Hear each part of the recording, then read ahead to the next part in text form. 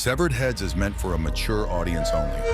This program contains violent, sexual, and disturbing scenarios. Viewer discretion is advised.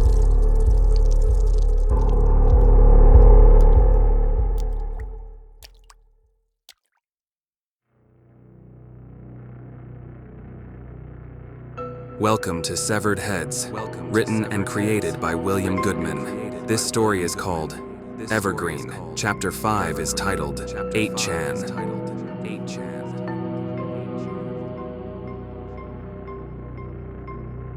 Don't censor me, Sensei. I'm sensitive, some say. Someday I'll be a somebody. I just need the silence from cynics to silence the critics or cry in the silos and beg for forgiveness. I get shivers down my spine when I accept the truth that hides between the lines us sinners ride to, shed the lies that were meant to justify the world that's mine. It's irresponsible when God is good and meant to solidify our silhouettes and signify our innocence. I acknowledge that as I ramble and yet remain ignorant. Samsara, I'm born again and die again every time those thoughts arrive. I'm horrified when my computer screen flashes contradictions of my beliefs online. Because the left-wing bloggers of the world are meant for awful people, we read headlines and participate like we're experts with a blue checkmark with no integrity. 12-year-old me would have caused mayhem like I did on Wiki way back in the day. And you know what they say? You can edit the past and make up the truth if you say it with enough conviction and it seems plausible. Because between CNN and the rest of the fake news, it's all alternative facts, and I knew I needed better than that because our First and Second Amendment rights were under attack.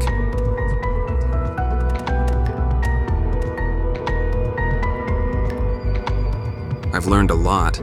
Like our democracy is bullshit. I'm torn with torment, the media and the donkeys colliding to make a Ono centaur. How paraplegic, how hideous a baby. How come the truth hides in the dark web of my internet's webpage? You gotta do your own research, like the chemtrails, election fraud, QAnon. It's all real. The media can tell you otherwise, but look at the evidence. It's clear as fucking day who should have continued to be the United States president. Make America great again? Make Americans sane again. We have blacks slaughtering whites dead in the streets, yet hypocrites won't call it racism. What do you call it when protesters loot your neighborhood? I call it a hate crime and police should shoot accordingly. But according to liberals, I'm a fucking monster. Why? Because I've done my homework, passed the exams, and can see behind the mainstream media's poor attempt to alter the facts. It started with a question. How did the Democrats rig an entire election? Our most beloved president received over 10 million more votes than in 2016, yet still lost in a landslide? Down with mankind, man. I can't fathom how people believe such obvious lies. So I turned to forums, Reddit, and Twitter and realized there's more to the story than meets the eye. Welcome to 8chan,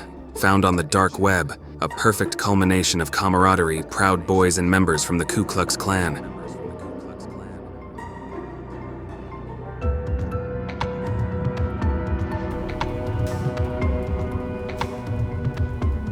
Maybe it was the anonymity, maybe it was the content, maybe it was a form of acceptance. Either way, I loved it. I craved the attention, like an addict admitting he's a junkie. I needed it for my self-esteem to believe I'm full of substance. I mattered. When you looked past those saddened eyes, I marveled.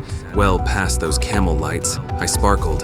In the dead of night, I thrived. Finally, in my tragic life, it started with the wizards with basic topics like women can't be incels, to all women are cunts, to more intense topics like my 100-page kamikaze manifesto, to my plot to kill every Chad and take over the entire universe. I participated and planted my seeds. I commented and truly believed.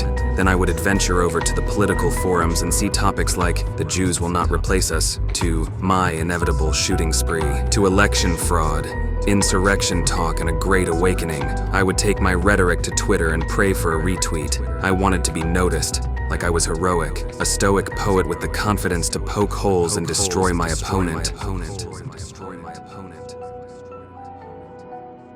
Thank you for listening to Severed Heads.